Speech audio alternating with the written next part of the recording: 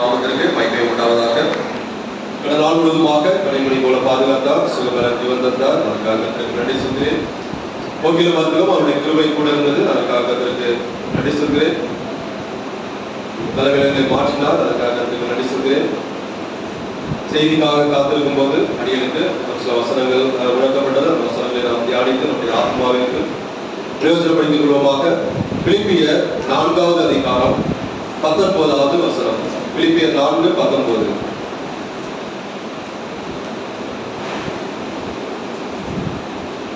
பிலிப்பியர் 4:19.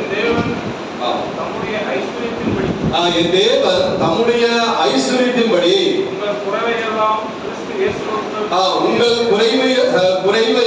கிறிஸ்து இயேசுவுக்குள் மகிமையிலே நிறைவாக்குவார். நம்முடைய தெய்வம் குறைவுகளை நிறைவாக்குகிற தேவனாக இருக்கிறார். இந்த வசனம் பாருங்க, நம்ம படித்தா ஒரு ஆசீர்வாதம் வசனம் போல, அதாவது நமக்கு தெரியும் ஆசீர்வாதமான ஒரு வசனமாக காணப்படுகிறதாக இருக்கும். ஆனால் அந்த வசனத்தின் ஒரு ஆழம் வெறும் அதாவது இந்த உலக பிரகார ஆசீர்வாதம், பணமோ அல்லது வேலையோ அல்லது நம்முடைய தேவைகள், அதை தாண்டி மிகப்பெரிய ஒரு ஆவிக்குரிய ஒரு உண்மையை வெளிப்படுத்துகிறதாக இருக்கிறது. இந்த வசனம் பாருங்க, தேவனுடைய சுபாவத்தை உணர்த்துவதாக இருக்கிறது. இந்த வசனம் ஒரு விசுவாசியினுடைய நிலைமையை உணர்த்துகிறதாக இருக்கிறது. கிறிஸ்துவுக்குள் உள்ள உறவை வெளிப்படுத்துகிறதாக இருக்கிறது. தேவனுடைய பரிபூர்ண அன்பை வெளிப்படுத்துகிறதாக இருக்கிறது. அருமையான தேவனுடைய பிள்ளைகளே, இந்த வசனத்தோட கான்டெக்ஸ்ட், அதாவது பவுல் அப்போஸ்தலர் இது எந்த சூழ்நிலையில எழுதுகிறார் என்றால், அவர் சிறைச்சாலையில் இருந்து இந்த பிலிப்பி சபையாருக்கு எழுதுகிறார். அதாவது அவர் சிறைச்சாலையிலே காணப்படுகிறார். அங்கிருந்து இந்த நிருபத்தை அப்போஸ்தலனாகிய பவுல் இந்த நிருபத்தை பிலிப்பியர் சபைக்கு எழுதுகிறார். பாருங்க, அந்த பிலிப்பியர் சபை பவுலுக்கு பொருளாதார உதவி செய்தார்கள். அவருடைய ஊழியத்தை ஆதரித்தார்கள். அவருடைய ஊழியத்துக்கு தேவையான எல்லாவித நன்மைகளை செய்தார்கள். அவர் துன்பப்பட்ட நேரத்தில், பவுல் அப்போஸ்தலர் துன்பப்பட்ட நேரத்தில் இந்த பிலிப்பி சபையார் அவரை மறக்கவே இல்லை.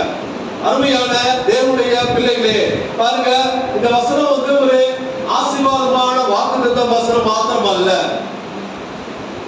தேவனுக்காக வாழ்கிறவர்களுக்கு தேவன் நன்மை செய்வார் அப்படி என்று இந்த வசனம் பாருங்க. முத பாருங்க, என் தேவன்.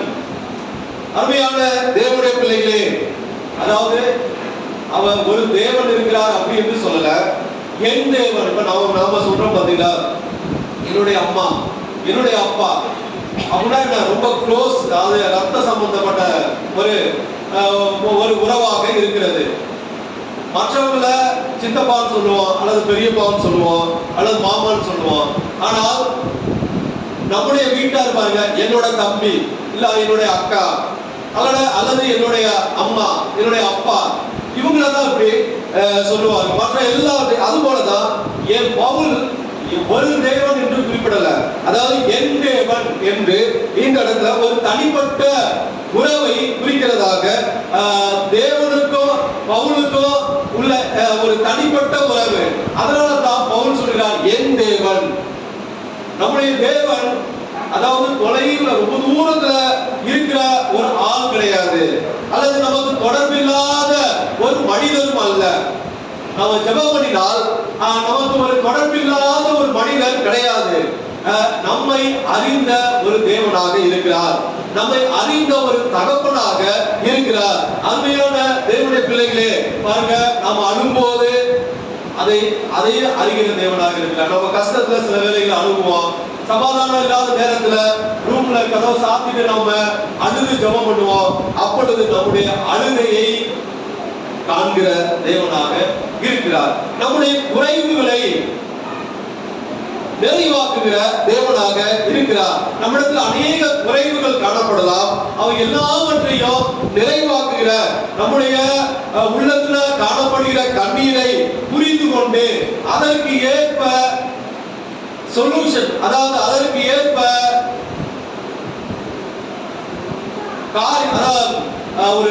ஒரு தீர்வு கொடுக்கிற தேவனாக இருக்கிறார். அருமையான தேவனுடைய பிள்ளைகளே, பாருங்க, உங்கள் அதாவது நம்முடைய ஐஸ்வர்யத்தின்படி உங்கள் குறைவை எல்லாம், இந்த நாட்கள்ல மனிதர்களுக்கு பல குறைகள் காணப்படுகிறது. அதாவது ஆவிக்குரிய வாழ்க்கையில குறைவு இருக்கிறது, மனிதனுடைய உள்ளத்துல அதாவது சமாதானம் இல்லாத ஒரு குறைவு இருக்கிறது, சந்தோஷம் இல்ல, நம்பிக்கை இல்ல, இப்படிப்பட்டதான வாழ்க்கையில குறைவு காணப்படுகிறது. அடுத்ததாக வாழ்க்கையில குறைவு காணப்படுகிறது, நம்முடைய வேலையில குறைவு, நம்முடைய உடல் நலத்துல பலவீனமாக காணப்படலாம், அல்லது வியாதியோடு இருக்கலாம், அல்லது குடும்ப தேவைகள் சந்திக்கப்படாமல் இருக்கலாம், அல்லது பொருளாதார தேவைகள்ல குறைவு இருக்கிறதாக இருக்கலாம். இப்படி அநேக குறைவுகள் நம்முடைய வாழ்க்கையிலே காணப்படுகிறது. அந்த குறைவுகளை எல்லாம் தேவன் நிறைவாக்குகிறார். ஹல்லேலூயா. அதாவது தேவைகளை தேவன் நிறைவாக்குவார், நிறைவேற்றுவார். நம்முடைய ஆசைகளை, நமக்கு நிறைய ஆசைகள் இருக்கும், அந்த ஆசைகளை எல்லாவற்றையும் கொடுக்க மாட்டார். ஆனால் நமக்கு இது தேவை என்றால் அதை நம்முடைய தேவன் உடனே கொடுப்பார். அதுதான் அதாவது உங்கள் குறைவுகளை எல்லாம், நமக்கு என்னென்ன குறைவு இருக்கிறதோ அருமையான தேவனுடைய பிள்ளைகளே, அந்த குறைவுகளை நமக்கு அது தேவை என்றால் அதை உடனடியாக தேவன் நிறைவேற்றுவார். அப்படி அந்த குறைவுகள் இல்லாம நமக்கு ஆசை இருந்தால் தேவன் பார்ப்பார், இது மனிதனுக்கு இந்த சகோதரனுக்கு கொடுக்கலாமா என்று. அப்படி என்றால் உடனே கொடுத்து விடுவார். அருமையான தேவனுடைய பிள்ளைகளே, அதாவது சில நேரத்தில் உடனே கொடுப்பார், சில நேரத்தில் நாம் அதாவது நினைப்பது கொடுக்கிறதற்கு தாமதமாக சில நேரம் ஆகும். ஆனால் சரியான நேரத்தில் இறைவன் கொடுப்பார், சரியான முறையில தேவன் கொடுப்பார், சரியான அளவில தேவன் கொடுப்பார், சரியான காரணம் இருந்தால் அதை கொடுப்பார். ஹல்லேலூயா. அதாவது நம்முடைய தேவன் நிறைவாக்குவார். எப்பொழுது அந்த காரியம் நிறைவாக்குவார் என்றால் நமக்கு கொடுப்பதற்கு சரியான நேரம், சரியான நேரத்தில் கொடுப்பார், அது சரியான முறையில கொடுப்பார், அது சரியான அளவில். இதுக்கு மேல கொடுத்தா இந்த சகோதரன் தாங்க மாட்டான் அப்படின்னு அந்த சரியான காரணத்தையும் அறிந்து தேவன் கொடுப்பார். தேவன் பாருங்க, பிரச்சனையை, நமக்கு காணப்படுகிற பிரச்சனையை, அதாவது எல்லா பிரச்சனைகளையும் தீர்க்க மாட்டார். நன்றாக விளங்கிக் கொள்ளலாம். நமக்கு அநேக பிரச்சனைகள் இருக்கலாம், 100 பிரச்சனை இருந்தா எல்லா பிரச்சனைகளையும் தீர்க்க மாட்டார். ஆனால் அதை ஒரு சில பிரச்சனையை தாங்கக்கூடிய கிருபையை தருவார். ஹல்லேலூயா. பாருங்க, நமக்கு அநேக பிரச்சனைகள் இருக்கலாம், ஒவ்வொருத்தருக்கும் ஒவ்வொரு பிரச்சனைகள் இருக்கலாம். அந்த எல்லா பிரச்சனைகளையும் தீர்த்து விட்டார் என்றால் நாம் இறைவனை தேட முடியாது, தேட மாட்டோம். அப்ப பிரச்சனைகளை, எல்லா பிரச்சனைகளையும் தீர்க்க மாட்டார், ஆனால் அந்த பிரச்சனைகளை தாங்கத்தக்கதான கிருபையை தருவார். அருமையான தேவனுடைய பிள்ளைகளே, பவுல் அப்போஸ்தலருக்கு அப்படிதான். அவருக்கு ஒரு பிரச்சனை இருந்தது, மாம்சத்துல ஒரு முள் கொடுக்கப்பட்டது. அவரை அகற்றும்படியாக அநேக முறை ஜெபித்தார். ஆனால் இறைவன் சொல்லிவிட்டார், தேவன் சொல்லிவிட்டார், கிருபை உனக்கு போதும் அப்படி என்று தேவன் சொல்லிவிட்டார். அருமையான தேவனுடைய பிள்ளைகளே, பாருங்க, நம்முடைய ஐஸ்வர்யத்தின்படி, அவருடைய ஐஸ்வர்யம் உலகத்தினுடைய ஐஸ்வர்யத்திற்கும் தேவனுடைய ஐஸ்வர்யத்திற்கும் அநேக வித்தியாசம் இருக்கிறது. உலகத்தினுடைய ஐஸ்வர்யம் நமக்கு இருந்தால் அது குறைவானதாக இருக்கிறது. அது இன்னைக்கு இருக்கலாம், நாளைக்கு அது இல்லாமல் போகலாம். பணம் இன்னைக்கு நம்மிடத்துல 1 லட்சம் ரூபாய் 2 லட்சம் ரூபாய் இருக்கலாம், ஆனா நாளை தினத்துல அல்ல அடுத்த வாரத்துல அது இருக்குமா தெரியாது. அப்ப நம்ம உலகத்தினுடைய ஐஸ்வர்யம் இன்னைக்கு இருக்கலாம், நாளைக்கு அது இல்லாமல் கூட போகலாம். அது வெளிப்புற ஒரு ஆசீர்வாதமான ஒரு தன்மையை குறிக்கிறது. இப்ப நம்மிடத்துல இருக்கிற எல்லாமே ஒரு வெளிப்புறமான ஒரு ஆசீர்வாதம், ஒரு பொருளாக இருக்கும். அது பணமா இருந்தாலும் சரி, அல்லது வீடா இருந்தாலும் சரி, அல்லது ஏதோ ஒரு ஆசீர்வாதம், உலகத்தினுடைய ஐஸ்வர்யம் ஒரு பொருளாக இருக்கும். அது இன்னைக்கு இருக்கலாம், நாளைக்கு இல்லாமல் போன வெளிப்புற ஆசீர்வாதமாக காணப்படுகிறது, ஒரு குறைவானது. ஆனால் தேவனுடைய ஐஸ்வர்யம் என்பது அது முடிவில்லாதது. தேவனுடைய ஐஸ்வர்யம் என்பது அது நித்தியமானது. தேவனுடைய ஐஸ்வர்யம் என்பது உள்ளத்துல ஒரு சமாதானத்தை கொடுக்கக்கூடியது. தேவனுடைய ஐஸ்வர்யம் முக்கியமானது, அது மகிமையை தரக்கூடியதாக இருக்கிறது. அருமையான தேவனுடைய பிள்ளைகளே, இந்த உலகத்துல பாருங்க, எல்லாரும் பணக்காரர்களா கிடையாது. மக்கள் தொகையில பாத்தீங்கன்னா ஒரு 2-5% தான், மேக்ஸிமம் ஒரு 10% தான் பணக்காரங்களே. ஆனால் நிறைய பேர் தேவைகள், அவர்களுக்கு தேவைகள் அதிகமாகத்தான் இருக்கிறது. அதற்காக ஒவ்வொருவரும் ஒவ்வொரு தேவனை நாடுகிறார்கள். நாம நம்முடைய தெய்வத்தை நாடுகிறோம். அநேக கோயிலுக்கு கடந்து சென்று அங்கே அவர்களுக்குரிய தேவனை தேடுகிறார்கள். எப்படியாவது கிடைக்க வேண்டும், நம்முடைய குறைவுகளை நிறைவாக யாராவது ஒருவர் வரமாட்டாரா அல்லது நிவர்த்தி செய்ய மாட்டாரா என்று அநேக முயற்சி செய்கிறார்கள். ஆனால் நம்முடைய தேவன் பாருங்க, உங்கள் குறைவுகளை எல்லாம் கிறிஸ்து இயேசுவுக்குள். இதுதான் இதனுடைய முக்கியமான ஒரு வசனத்துடைய பகுதி. கிறிஸ்து இயேசுவுக்குள், அதாவது இது ஒரு வாக்குத்தத்தமான வசனம். கிறிஸ்துவோடு இணைந்தவர்களுக்கு, அவரோடு வாழ்கிறவர்களுக்கு, அவரை நம்புகிறவர்களுக்கு குறைவுகளை நிறைவாக்குவார். ஹல்லேலூயா! இப்ப யாரெல்லாம் கிறிஸ்துவோடு இணைந்திருக்கிறார்களோ, யாரெல்லாம் கிறிஸ்துவுக்குள் வாழ்கிறார்களோ, யாரெல்லாம் அவரை முழுமையாக நம்புகிறார்களோ, அவர்களுடைய குறைவுகளை நிறைவாக்குவார். அருமையான தேவனுடைய பிள்ளைகளே, எல்லா ஆசீர்வாதங்களுக்கும், இந்த உலக பிரகாரம் ஆசீர்வாதம், அதற்கு மூலாதாரம் யாருன்னா நம்முடைய கர்த்தராகிய இயேசு கிறிஸ்து. பிதாவினிடத்திற்கு செல்லும் வழி நம்முடைய கர்த்தராகிய இயேசு கிறிஸ்து. தேவனுடைய நிறைவு கிறிஸ்துல தான் இருக்கிறது. அருமையான தேவனுடைய பிள்ளைகளே, மகிமையிலே நிறைவாக்குவார். அடுத்தது மகிமை. தேவன் அதை அப்படியே கொடுப்பவர் மாத்திரமல்ல, அவர் மகிமையோடு, அதாவது அதுல ஒரு மகிமை. யாருக்கு மகிமை என்றால், மனிதன் செய்ய முடியாத காரியத்தை அவர் செய்கிறவராக இருக்கிறார். நமக்கு சாட்சி, அதாவது நாம் இறைவனை தொழுது கொள்கிறோம், நாம கேட்கிறோம், நம்ம குறைகளை நிறைவாக்குகிறார் என்றால் சாட்சி, அதன் மீதுமாக அவருடைய நாமம் மகிமைப்படுகிறது. தேவனுடைய நாம மகிமைக்காக அவர் கொடுக்கிறார். பாருங்க, எலியாவை எடுத்துக்கிட்டீங்கன்னா, எலியாவுக்கு யாரு காகங்கள் மூலமாக அவன் போஷிக்கப்பட்டான். யாராவது நம்புவார்களா? காகம் எங்கேயாவது கொண்டு உணவை கொண்டு கொடுக்குமா? ஆனால் எலியா போஷிக்கப்பட்டார், காகத்தின் மூலமாக போஷிக்கப்பட்டார். இது மனிதனால் செய்ய முடியாத காரியம், ஆனால் தேவன் செய்வார். அடுத்ததாக பாருங்க, மோசே வனாந்திரத்துல யாராவது மண்ணா கொடுக்க முடியுமா? உணவு கொடுக்க முடியுமா? அங்க தண்ணிக்கே வழி இருக்காது. அப்ப அவர் உணவை கொடுத்தார். இது தேவன்.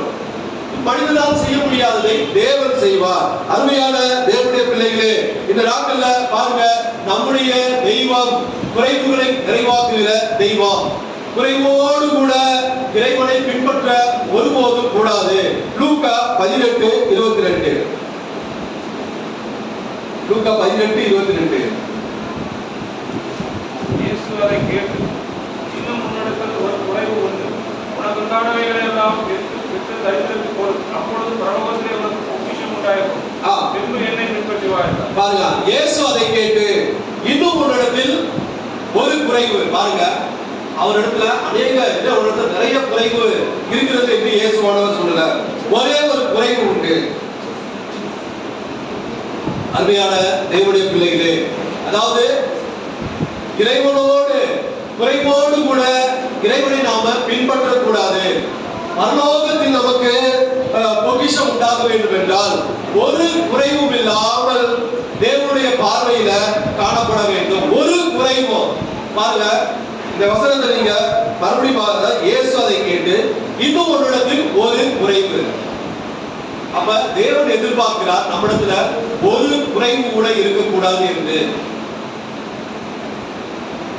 அப்ப ஒரு குறைவும் நம்மிடத்தில் தேவனுடைய பார்வையில் காணப்பட்டால் நம்ம பரலோகத்துல நமக்கு பொக்கிஷம் உண்டாயிருக்காது. நமக்கு பரலோகத்துல பொக்கிஷம் உண்டாயிருக்க வேண்டுமா? நம்மிடத்துல ஒரு குறைவு இல்லாமல் இருக்க வேண்டும் என்று தேவன் விரும்புகிறார். இப்ப இந்த உலகத்துல நமக்கு என்னென்ன குறைவுகள் ஏற்படுகிறது? ரோமர் 12:10. ரோமர் 12:10.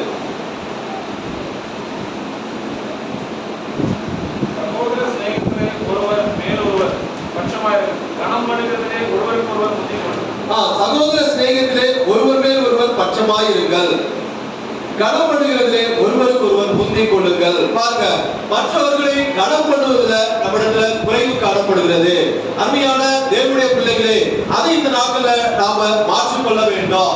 நாம கனம் பண்ணும் போது அதாவது நாம முந்திக் கொள்ள வேண்டும். மற்றவர்களை கனம் பண்ணுகிறதுல முந்திக் கொள்ள வேண்டும். கனம் பண்ணுதுல பாருங்க, நம்மிடத்துல யாராவது நம்ம டீச்சர்ஸ் வந்தாங்கன்னா, அல்ல ப்ரொஃபஸர் அல்லது நம்மளோட சீனியர் அல்லது நம்மளுடைய வேலை பார்க்கிற ஒரு மதிப்பு ரெஸ்பெக்டான பர்சன் வந்தாங்கன்னா நம்ம என்ன பண்ணுவோம், முன்னாடி சார் வைப்போம். ஒவ்வொரு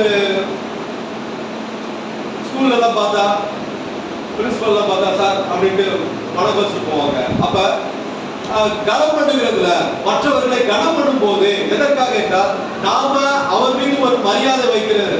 அப்ப நாம ஆவிக்குரியவர்களாக இருக்கிறபடியால் மற்றவர்களை கனம் பண்ணுவதில் குறைவு இருந்தால் அதை இந்த நாட்கள்ல நாம மாற்றிக் கொள்ள வேண்டும். மத்தேயு 23:11-12. மத்தேயு 23:11-12.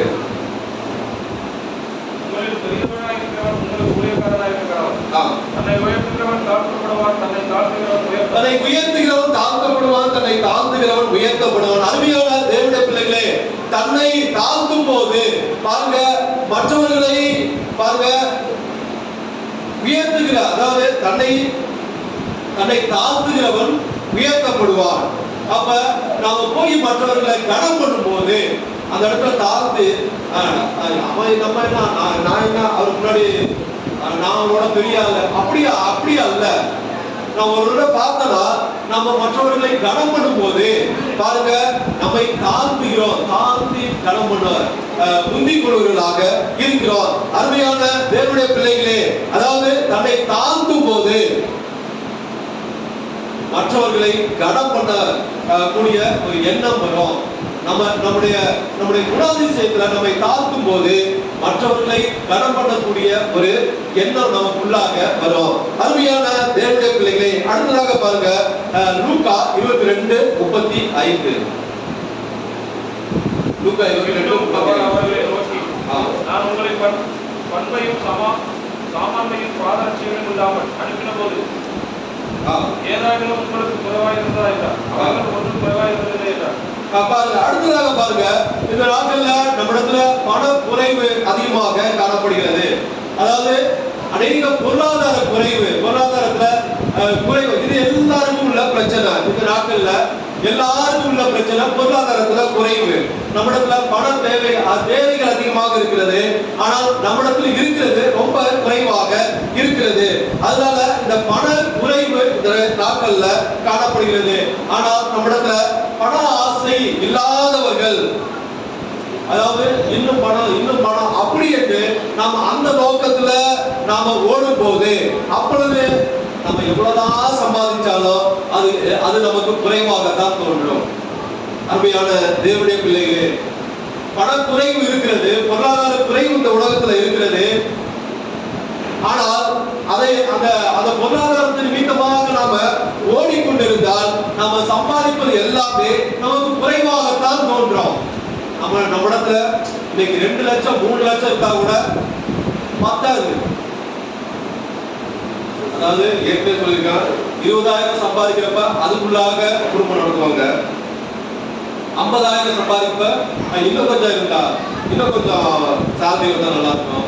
1 லட்சம் ரூபாய் சம்பாதிக்கா இன்னும் கொஞ்சம் சேலரி, 1.5 லட்சம் இன்னும், அது போய்கொண்டே தான் இருக்கும். அதாவது பொருளாதார தேவைகள் இந்த உலகத்துல நமக்கு தேவைப்படுகிறது.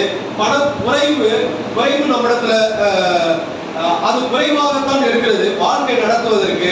ஆனால் அந்த பணத்தை தேடியே நாம ஓடுவோம் என்றால் நம்ம சம்பாதிப்பது எல்லாமே குறைவாகத்தான் இருக்கும்.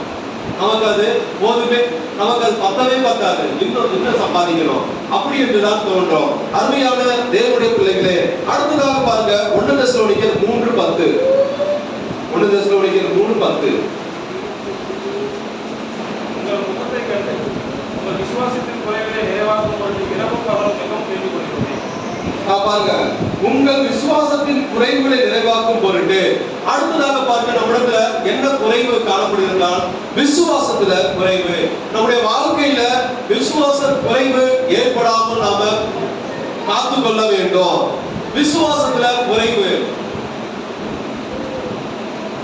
இந்த நாட்கள்ல அநேக விசுவாசிகளிடத்துல, அநேக ஊழியக்காரர்களிடத்துல இந்த விசுவாச குறைவு காணப்படுகிறது. லூக்கா 17:5. லூக்கா 17:5. அதற்கு கர்த்தர், கடவுளுடைய விசுவாசம் உங்களுக்கு உண்டாயிருந்தால் நீங்கள் இந்த காட்டாண்டி மரத்தை நோக்கி 17:5. லூக்கா 17:5. அப்பொழுது அப்போஸ்தலர், பாருங்க அப்போஸ்தலர், அதாவது யார் சொல்லுகிறது என்றால் அப்போஸ்தலர், சீஷர்கள், அவரோடு கூட இருந்தவர்கள். அப்ப கர்த்தர் எங்கள் விசுவாசத்தை வர்த்திக்க பண்ண வேண்டும். இது சாதாரண ஜனங்கள் சொல்லல, அவரோடு கூட இருந்தவர்கள், அவர்களுக்கு ஒரு விசுவாச குறைவு ஏற்பட்டது. உடனே கர்த்தரை நோக்கி அவர் சொல்லுகிறார், எங்கள் விசுவாசத்தை வர்த்திக்க பண்ண வேண்டும். இந்த நாட்கள்ல நம்மிடத்துல விசுவாச குறைவு ஏற்படுவது அடிக்கடி ஏற்படும். அது விசுவாச குறைவு ஏற்படாது என்று சொல்ல முடியாது. விசுவாசிகளுக்கு ஏற்படும், ஊழியக்காரர்களுக்கு ஏற்படும். உடனே நாம சொல்ல வேண்டும், ஆண்டவரே என்னுடைய விசுவாசத்தை வர்த்திக்க பண்ணும், என்னுடைய விசுவாசத்தை பெருக பண்ணும், என்னுடைய விசுவாச குறைவு காணப்படுகிறது. இந்த குறைவோடு கூட நாம் உண்மை உன்னை நாம் தொழுது கொள்ளக்கூடாது, ஆராதனை செய்யக்கூடாது. அந்த விசுவாசத்தை வர்த்திக்க செய்ய வேண்டும் என்று நாம ஜெபம் செய்ய வேண்டியது நம்முடைய கடமையாக இருக்கிறது. சூழ்நிலை நிமித்தம் விசுவாச குறைவு உண்டாகும். அதாவது அப்போஸ்தலருக்கு வந்தது சூழ்நிலைகள், அந்த சூழ்நிலை, அதாவது அவர்களுக்கு ஒரு சூழ்நிலை வந்த போது அவர்களுக்கு விசுவாச குறைவு ஏற்பட்டது. இந்த நாட்கள்ல நம்ம இந்த உலகத்துல வாழ்ந்து கொண்டிருக்கிறோம், விசுவாசிகளாக இருக்கிறோம், தேவனை தொழுது கொள்கிறோம். நமக்கும் ஒரு சில சூழ்நிலை நிமித்தமாக விசுவாச குறைவு ஏற்பட வாய்ப்பு உண்டு. ஆனால் இறைவனிடத்துல சொல்ல வேண்டும், ஆண்டவரே என்னுடைய விசுவாசத்தை வர்த்திக்க பண்ண வேண்டும், நான் விசுவாசத்துல பெருக வேண்டும். நாம் ஜெபம் செய்யும் போது அந்த விசுவாச குறைவு மாறி போகும். அடுத்ததாக பாருங்க கொலோசியர் 3:13. கொலோசியர் 3:13.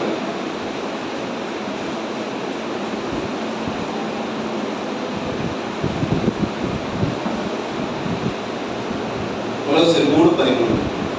ஒருவரை தாண்டி ஒருவருக்கு குறைபாடு உண்டானால், ஒருவருக்கு குறைபாடு உண்டானால் கிறிஸ்து உங்களுக்கு மன்னித்தது போல ஒருவருக்கொருவர் மன்னியுங்கள். கிறிஸ்து உங்களுக்கு மன்னித்தது போல ஒருவருக்கொருவர் மன்னியுங்கள். பாருங்க, அடுத்தது பாருங்க, மன்னிப்பதுல குறைவு. அருமையான தேவனுடைய பிள்ளைகளே, கிறிஸ்து நமக்கு மன்னித்தது போல நாம் மற்றவர்களுக்கு மன்னிக்க வேண்டும். இந்த மன்னிப்பதுல அநேகர் பாருங்க இது குறைவு பட்டவர்களாக நாம காணப்படுகிறோம். அநேகர் மன்னிப்பதற்கு, அநேகருக்கு அதாவது மனம் இருக்கும், உள்ளுக்குள்ளார இருக்கும், ஆனா வெளிப்படையா காட்டுவதற்கு கொஞ்சம், அதாவது எப்படி நான் போய் மன்னிக்க, எப்படி நம்ம அந்த சகோதரனை மன்னிக்க முடியும், எப்படி அந்த சகோதரியை மன்னிக்க முடியும், அல்லது எப்படி அந்த வீட்டில் இருக்கிறவங்களை மன்னிக்க முடியும், அப்படி என்று ஒரு, அதாவது உள்ளுக்குள்ளார இருக்கும், ஆனால் வெளிப்புறமாக அந்த ஒரு நான் ஏன் மன்னிக்கணும் அப்படி என்ற ஒரு குணம் இருக்கும். கிறிஸ்து நமக்கு மன்னித்தது போல நாம் மற்றவர்களுக்கு மன்னிக்க வேண்டும். ஒருவரை ஒருவர் தாங்கி ஒருவர் பேரில் ஒருவருக்கு குறைபாடு உண்டானால் கிறிஸ்து உங்களுக்கு மன்னித்தது போல ஒருவருக்கு ஒருவர் மன்னியுங்கள். அப்ப அது நம்முடைய ஜெபம் கேட்கப்பட வேண்டுமானால் நாம் மற்றவர்களுடைய குற்றங்களை நாம மன்னிக்க வேண்டும். அப்பொழுதுதான் நம்முடைய ஜெபம் கேட்கப்படும். நாம் ஏறெடுக்கிற ஜெபம் எல்லாவற்றையும் அங்கீகரித்து அதற்கு பதில் வர வேண்டும் என்றால் நாம் மற்றவர்களுக்கு மன்னிக்க வேண்டும். மார்க் 11:25. மார்க் 11:25.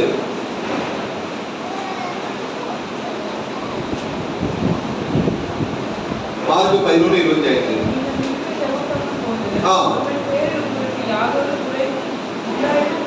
பாருங்க, நீங்கள் என்று ஜெபம் பண்ணும் போது ஒருவன் பேரில் உங்களுக்கு யாதொரு குறை உண்டாயிருக்குமானால்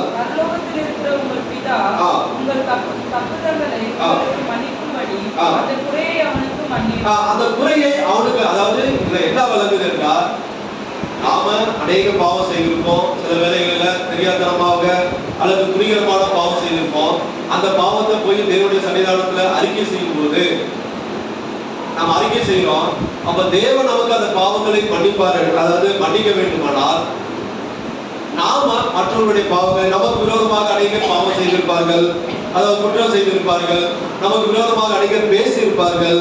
அப்ப அதை நாம மன்னிக்க வேண்டும் என்று ஆவியானவர் இந்த இடத்துல சொல்லுகிறார். அதாவது மன்னிப்பதுல இந்த நாட்கள்ல நம்மிடத்துல குறைவு இருக்கிறதா? அருமையான தேவனுடைய பிள்ளைகளே, கிறிஸ்து நமக்கு மன்னித்தது போல நாம் மற்றவர்களுக்கு மன்னிக்க வேண்டும். இந்த மன்னிப்பு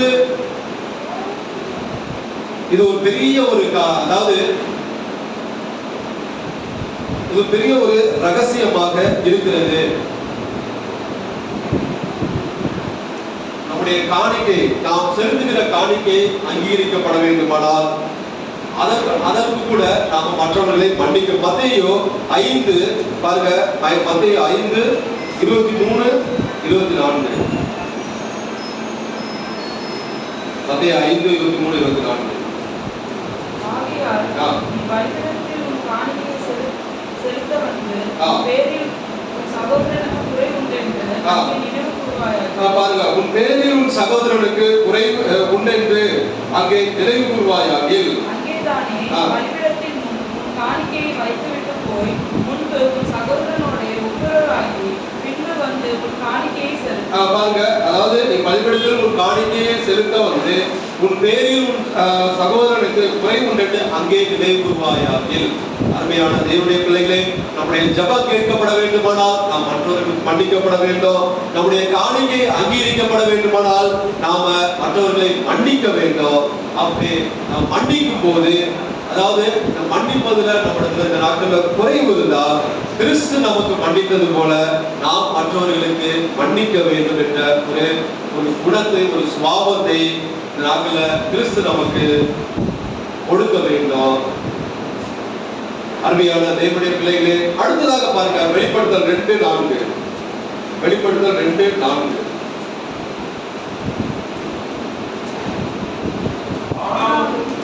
நீ ஆதியில் கொண்டிருந்த அன்பை விட்டாய் என்று பேரில் எனக்கு குறைவு. அன்பிலே குறைவு. பாருங்க, இந்த நாட்கள்ல ஆதியில் கொண்டிருந்த அன்புல இந்த நாட்கள்ல குறைவு. ஆதியில் கொண்டிருந்த அன்பு, நம்ம ரட்சிக்கப்பட்ட புதுதுல எப்படி இருந்தோம், இப்ப எப்படி காணப்படுகிறோம்? ரட்சிக்கப்பட்ட புதிதுல நம்ம சகோதர அன்பு எப்படி இருந்தது? ரட்சிக்கப்பட்ட புதிதுல தேவனிடத்துல வைத்த அன்பு எப்படி இருந்தது? ரட்சிக்கப்பட்ட புதிதுல நாம நம்முடைய ஜெபம் எப்படி இருந்தது? ரட்சிக்கப்பட்ட புதிது அந்த நாட்கள்ல நாம் எப்படி காணப்பட்டோம்? இந்த நாட்கள்ல நம்முடைய அன்பு அப்படியே இருக்கிறதா அல்லது அந்த அன்புல குறைவு இருக்கிறதா? ஆதியில கொண்டிருந்த அன்பு, அருமையான தேவனுடைய பிள்ளைகளே, நாம் ஆதியில தேவன் மேல் கொண்டிருந்த அன்பு எப்படி இருந்தது? நாம் ஆதியில சகோதரன் மேல் கொண்டிருந்த அன்பு எப்படி இருந்தது? நாம் ஆதியில நம்முடைய மனைவி மேல் கொண்டிருந்த அன்பு இருந்தது எப்படி இருந்தது? நம்முடைய பிள்ளைகள் மேல் கொண்டிருந்த அன்பு எப்படி இருந்தது? நம்முடைய கணவன் மேல் கொண்டிருந்த அன்பு எப்படி இருந்தது? நம்முடைய தாய் தகப்பன் மேல் கொண்டிருந்த அன்பு எப்படி இருந்தது? இந்த நாட்கள்ல அது குறைந்து காணப்படுகிறதா? குறைவு உண்டாயிருக்கிறதா? அந்த அன்பிலே நம்ம மேல் குறைவு உண்டாயிருக்கிறதா? அப்படி அன்பிலே இந்த நாட்களிலே குறைவு உண்டாயிருக்குமானால் நம்ம மாற்றிக்கொள்ள வேண்டும்.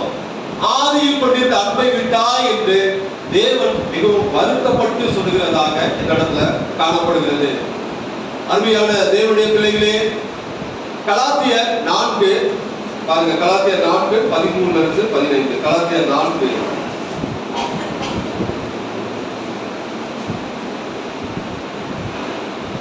உங்களுக்கு தெரிந்திருக்கிறபடி நான் சரீர பலவீனத்தோடு படிக்கலாம். முதலாம் தரம் உங்களுக்கு சுவிசேஷத்தை பிரசங்கித்தேன். அப்படி இருந்தும் என் சரீரத்தில் உண்டாயிருக்கிற சோதனையை நீங்கள் அசட்டை பண்ணாமலும் அலோசியாமலும் தேவதூதனை போலவும் கிறிஸ்து இயேசுவை போலவும் என்னை ஏற்றுக்கொண்டீர்கள். அப்பொழுது நீங்கள் கொண்டிருந்த ஆனந்த பாக்கியம் எங்கே? உங்கள் கண்களை பிடுங்கி எனக்கு கொடுக்க கூடுமானால் அப்படியும் செய்யாதிருப்பீர்கள் என்று உங்களுக்கு சாட்சியாக இருக்கிறேன். ரட்சிக்கப்பட்ட போது அந்த அன்பு எப்படி இருந்தது? இப்பொழுது எப்படி இருக்கிறது. அப்போஸ்தலருடைய குறைவுகளை பெரிதாய் அதாவது பொருட்படுத்தாமல் இருந்த அந்த சகோதரர்கள் காலப்போக்கில அந்த அன்பிலே குறைவுண்டானதாக இருக்கிறது. அருமையான தேவனுடைய பிள்ளைகளே, நாம் ஆதியில் காட்டின அன்பை மறுபடியும் எல்லார் மேலும் காட்ட வேண்டும் என்று இறைவன் விரும்புகிறார். அன்பை நாடுவோமாக என்று அப்போஸ்தலனாகிய பவுல் குறிப்பிட 1 கொரிந்தியர் 14:1 1 கொரிந்தியர் 14:1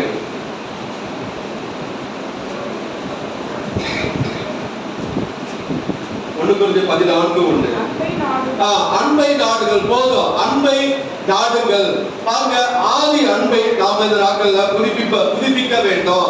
நாம தேவன் மேல் இருந்த அன்பை புதுப்பிக்க வேண்டும். நம்முடைய குடும்பத்தின் மேல் இருந்த, நம்முடைய தாய் தகப்பன் மேல் இருந்த, நம்முடைய அதாவது உற்சாக உறவினர்கள் அல்லது நம்முடைய சகோதர சகோதரிகள் மேல் இருந்த அன்பு, அதை குறைவு இருந்தால் இந்த நாட்கள்ல அந்த குறைவுகளை மாற்றி அதை புதுப்பிக்கும்படியாக இங்க பாருங்க, அதாவது என் சரீரத்தில் உண்டாயிருக்கிற சோதனையை நீங்கள் அசட்டை பண்ணாமலும் அரோசியாமலும் தேவதூதரை போலவும் கிறிஸ்து இயேசுவை போலவும் என்னை ஏற்றுக்கொண்டீர்கள். அருமையான தேவனுடைய பிள்ளைகளே, அப்ப அப்படி ஏற்றுக்கொண்ட அந்த ஜனங்கள் போக போக போக அந்த ஆதி அன்பிலே குறைபட்டவர்களாக இருந்தார்கள். நாம் இந்த நாட்கள்ல ஆதி அன்பிலே குறைபட்டவர்களாக காணப்படுகிறோமா? அதை இந்த நாட்கள்ல நம்மிடத்துல அன்பிலே குறைவு இருந்தால் நாம் மாற்றிக் கொள்ள வேண்டும். யாரிடத்துல அன்பிலே குறைவாக இருக்கிறோம் என்று நாம அதை கண்டுபிடித்து அந்த அன்பிலே குறைவு அதை இல்லாமல் நாம பார்த்து கொள்ள வேண்டும். அடுத்ததாக ரோமர் 1:10 ரோமர் 1:10 நீங்கள் ஸ்திரப்படுவதற்காக ஆவிக்குரிய சில வரங்களை உங்களுக்கு கொடுக்கும்படிக்கும் பாருங்க, நீங்கள் சிறப்படுவதற்காக ஆவிக்குரிய சில வரங்களை உங்களுக்கு கொடுக்கும்படிக்கும். பாருங்க, இந்த நாட்கள்ல வரங்களில குறைவு காணப்படுகிறது. வரங்களை நாட வேண்டும், அதாவது அதை வாஞ்சிக்க வேண்டும்.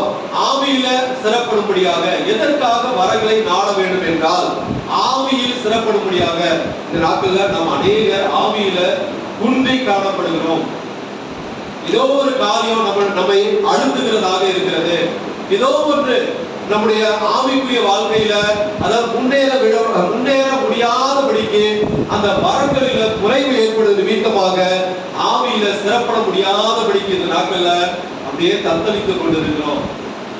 அருமையான தேவனுடைய பிள்ளைகளே, வரங்களை நாட வேண்டாம். நம்மிடத்துல வரங்கள் அதிகமாக இருந்தால் ஆவியில அதாவது நாம சிறப்படுவோம். ஒன்றும் நம்மை அதாவது ஆவியில நாம சிறப்பட்டால் நாம அதாவது எந்த பாவமோ அல்லது எந்த சோதனையோ அல்லது எந்த மன கஷ்டம் எதுவுமே நம்மை பாதிக்காது. எதற்காக வரங்களை நாட வேண்டும் என்றால் ஆவியில் சிறப்படும்படியாக, நம்முடைய புகழ்ச்சிக்காக அல்ல, அதாவது தேவநாமம் மகிமைப்படும்படியாக. வரங்களில பாருங்க, ஒருத்தருக்கு தீர்க்கதரிசி வர வந்ததுன்னு உடனே தீர்க்கதரிசனமா சொல்லிட்டு இருந்தார் என்றால் அவரிடத்துல என்ன பெருமை வந்துடும், அல்லது அபிஷேகம் அல்லது குணமாக்கும் வரம் ஒரு இடத்துல இருந்தால் அந்த நான் கையை வச்சனா ஜெபம் பண்ணனா எல்லாம் குணமாகிறது அப்படி என்று, அதாவது நம்முடைய புகழ்ச்சிக்காக அந்த வரங்களை நாடக்கூடாது. மாறாக தேவநாமம் மகிமைப்படும்படியாக வரங்களை நாட வேண்டும். நம்ம அதாவது ஆவியில் சிறப்படும்படியாக. நாம் ஆவியில குன்றி காணப்படுகிறோமா அல்லது ஆவியில சோர்ந்து காணப்படுகிறோமா அல்லது ஆவியில வளர முடியாதபடிக்கு நாம காணப்படுகிறோமா? வரங்களை நாடுங்கள், ஆவிக்குரிய வரங்களை நாடுங்கள், அந்நிய பாஷை வரங்களை நாடுங்கள். தனியாக உட்கார்ந்து அந்நிய பாஷையில நீங்க பேசி பாருங்க, அந்த குறைவு எல்லாம் அப்படியே ஆவியில அனலாக அந்த வரங்கள் எல்லாவற்றையும் நாம புதுப்பித்துக் கொள்ள வேண்டும். அருமையான தேவனுடைய பிள்ளைகளே, இப்படி நாம குறைவுகள் நமக்கு காணப்படுகிறது. அந்த குறைவுகளை நாம நிவர்த்தி செய்ய வேண்டும். ஏசாயா 64:6 ஏசாயா 64:6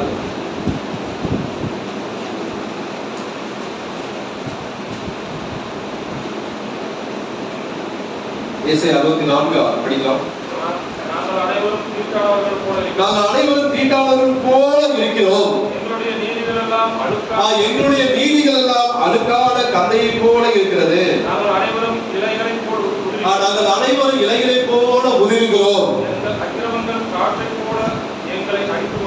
எங்களுடைய அக்கிரமங்கள் காற்றை போல எங்களை அடித்துக் கொண்டு போகிறது. அருமையான தேவனுடைய பிள்ளைகளே, இந்த நாட்களில் நீதியில குறைவு காணப்படுகிறது. அதை பாருங்க, நாங்கள் அனைவரும் தீட்டானவர்கள் போல இருக்கிறோம். நாங்கள் எல்லாம் உங்களுடைய பார்வைக்கு அசுத்தமானவர்களாக இருக்கிறோம். உங்களுடைய பார்வையில நாங்கள் குறைவுள்ளவர்களாக இருக்கிறோம். உங்களுடைய பார்வையில நீதியில எங்களிடத்துல குறைவு காணப்படுகிறது. எங்களுடைய நீதி அழுக்கான கதையை போல இருக்கிறது. அழுக்கான வஸ்திரத்தை எப்படி நாம், அதாவது அணியாமல், நாம ஒரு அழுக்கான வஸ்திரம் இருந்துச்சா நாம எடுத்து நாம முடித்துக் கொள்வோமா? நீங்க யோசிச்சு பாருங்க. இப்ப ஹேங்கர்ல மாட்டி எழுதி வச்சிருங்க, அது அதுக்கான ட்ரெஸ்ஸா இருந்துச்சுன்னா உடனே எடுத்து துவைக்கிறதுக்கு போடுவோம். ஆனா அந்த பேச்சுலர் பசங்க போனோம்னா பார்த்தோன்னா அது 1 மாசம் ஆனாலும் சரி 2 மாசம் ஆனாலும் துவைக்கவே மாட்டாங்க. ஜீன்ஸ் பேண்ட்னு ஒன்று வந்தது அந்த நாட்களில், எதற்காக துவைக்காம போனது. நான் ஹாஸ்டல்ல இருக்கும்போது, அதாவது நான் சென்னையில் இருக்கும்போது ஹாஸ்டல் போவேன். அப்ப அழுக்கலுக்கா ஹேங்கர்ல போடுவோம். என்னடா பக்கத்துல போனாலே பாரு, ஆனா அதை போட்டுட்டு வருவானுங்க. ஆனா இப்போ இந்த நாட்கள்ல பாருங்க, அழுக்கான வஸ்திரத்தை யாராவது ஒரு தடவை போட்டா மறுபடியும் அதை போடுவோமா? இல்ல. ஏன்னா நம்ம வேலைக்கு கடந்து செல்கிறோம், அந்த இடத்துல எல்லாம் நம்ம நீட்டா வரணும் எதிர்பார்ப்பாங்க. நாமளும் நீட்டா கடந்து செல்கிறோம். அது போல பாருங்க, இந்த நாட்கள்ல எங்களுடைய நீதி அழுக்கான கந்தையை போல இருக்கிறது. அந்த நீதி அது அழுக்கான கந்தை ட்ரெஸ் போல காணப்படுகிறது. ஆனா அழுக்கான வஸ்திரத்தை எப்படி நாம் அணியாமல் இருப்போமோ அது போல நீதியில குறைவு இல்லாதவர்களாய் இருக்க வேண்டும். நம்முடைய நீதியில குறைவு இல்லாதவர்களாக இருக்க வேண்டும். அதாவது அனைவரும் தீட்டானவர்களை போல இருக்கிறோம். எங்களுடைய நீதிகள் எல்லாம் அழுக்கான கதையை போல இருக்கிறது. நாங்கள் அனைவரும் இலைகளை போல உதிர்கிறோம். எங்கள் அக்கிரமங்கள் காற்றை போல எங்களை அடித்துக் கொண்டு போகிறது. அருமையான தேவனுடைய பிள்ளைகளே, நம்முடைய அக்கிரமங்கள் இந்த நாட்கள்ல நம்மிடத்தில் பாவங்கள், அதாவது இறைவனுக்கு பிரியமில்லாத காரியங்கள் நம்மிடத்தில் இருந்தால் அதை நாம அகற்றிக் கொள்வோமாக. நாம் அதை சரி செய்ய வேண்டும். வெளிப்படுத்தல் 19:8. வெளிப்படுத்தல் 19:8. சுத்தமும் பிரகாசமான மெல்லிய வஸ்திரம் தரித்துக் கொள்ளும்படி அந்த மெல்லிய வஸ்திரம் பரிசுத்தவான்களுடைய நீதிகளே. அருமையான தேவனுடைய பிள்ளைகளே, சுத்தமும் பிரகாசமுமான மெல்லிய வஸ்திரத்தை நாம் தரித்துக் கொள்ள வாஞ்சிக்க வேண்டும். அந்த மெல்லிய வஸ்திரம் பரிசுத்தவான்களுடைய நீதிகளே. நம்முடைய நீதி எப்படி இருக்கிறது? அழுக்கான கந்தையை போல இருக்கிறதா, அல்லது மெல்லிய வஸ்திரத்தை போல இருக்கிறதா? இந்த நாட்களில் நாம சற்று சிந்திக்க வேண்டும். இந்த உலகத்தில் அநேக குறைவுகள் இருக்கிறது. அந்த குறைவுகளை மாற்ற வேண்டும். அதாவது மற்றவர்களை கனப்படுகிற குறைவு இருந்தால் அதை மாற்றிக்கொள்வோமாக. அதாவது பொருளாதார குறைவு இருக்கிறது, ஆனால் அந்த பணத்தை தேடியே நாம ஓடுவோம் என்றால் நாம் சம்பாதித்தது எல்லாமே குறைவாகவே காணப்படும். விசுவாசத்துல குறைவு இருந்தால் இந்த நாட்கள்ல மாற்றிக்கொள்ள வேண்டும். நம்முடைய விசுவாசத்தை வர்த்திக்க செய்ய வேண்டும் என்று நாம ஜெபம் செய்ய வேண்டும். மன்னிப்பதுல நமக்கு குறைவு இருக்கிறதா? மற்றவர்களை மன்னிப்பதுல கிறிஸ்து நமக்கு மன்னித்தது போல நாமும் மற்றவர்களுக்கு மன்னிக்க வேண்டும். நம்மளுக்கு அன்பிலே குறைவு இருக்கிறதா? ஆதியில் கொண்டிருந்த அன்பை நாம மறுபடியும் புதுப்பித்துக் கொள்ள வேண்டும். தேவன் மேல் கொண்டிருந்த அன்பு, சகோதர சகோதரி மேல் கொண்டிருந்த அன்பு, அதாவது மனைவி மேல் கொண்டிருந்த அன்பு, பிள்ளைகள் மேல் கொண்டிருந்த அன்பு, கணவன் மனைவி மேல், மனைவி கணவன் மேல் கொண்டிருந்த அன்பு, தாய் தகவல் மேல் கொண்டிருந்த அன்பு, அதை அவற்றில் குறைவு இருந்தால் இந்த நாட்கள் அந்த குறைவுகளை அன்பிலே நாம் அந்த அன்பை மாற்றிக்கொள்ள வேண்டும். அதாவது அன்பினா குறைவு இருந்தால் அந்த குறைவுகளை மாற்றி நாம அன்பிலே பூர்ணப்பட வேண்டும். வரங்களில் குறைவு இருக்கிறதா? வரங்களை நாட வேண்டும். ஏனென்றால் ஆவியில ஸ்திரப்படும்படியாக நாம் வரங்களை நாட வேண்டும். நம்முடைய புகழ்ச்சிக்காக அல்ல, தேவனுடைய நாம மகிமைக்காக. நீதியில குறைவு இருக்கிறதா? நம்முடைய நீதி அழுக்கான கதையும் போல இருக்கிறதா, அல்லது மெல்லிய வஸ்திரம் போல இருக்கிறதா? அருமையான தேவனுடைய பிள்ளைகளே, அப்படின்னு சுத்தமும் பிரகாசமுமான வெள்ளிய வஸ்திரத்தை நாம் தரித்து கொள்ள வாஞ்சிக்க வேண்டும். இப்படி நம்மிடத்துல ஒரு குறைவு இல்லாமல் இருக்க வேண்டும். அதைத்தான் இறைவன் எதிர்பார்க்கிறார். பரலோகத்துல பொக்கிஷம் நமக்கு உண்டாக வேண்டும் என்றால் ஒரு குறைவு இல்லாமல் தேவனுடைய பார்வையில காணப்படுவோம் என்றால் பரலோகத்துல நமக்கு பொக்கிஷம் அதிகமாக இருக்கும். நம்முடைய குறைவுகள், நம்முடைய தெய்வம் நம்முடைய குறைவுகளை நிறைவாக்குகிற தெய்வம். ஹalleluya. கர்த்தர் இந்த வார்த்தைகளை ஆசீர்வதிப்பாராக. ஆமென். ஹalleluya. சோத்ரம் சோத்ரம் சோத்ரம் சோத்ரம் சோத்ரம் சோத்ரம் சோத்ரம். ஹalleluya ஹalleluya ஹalleluya ஹalleluya ஹalleluya.